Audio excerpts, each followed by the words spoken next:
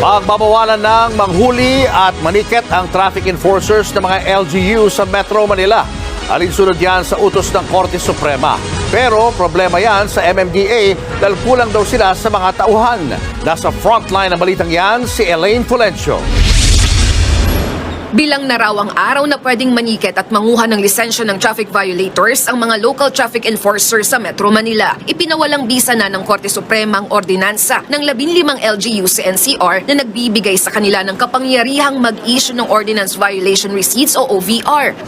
Sa higit 40 pahinang desisyon ng Supreme Court en banc, idineklara nilang null and void ang traffic ordinances. Katwiran ng Korte, ang Metropolitan Manila Development Authority o MMDA ang dapat manguna sa mga panguhuli sa violators. Mga patakaran din ng MMDA ang dapat mangibabaw pagdating sa traffic management sa Metro Manila. Taong 2006 pa pinitisyon ng ilang tsoper at operator ang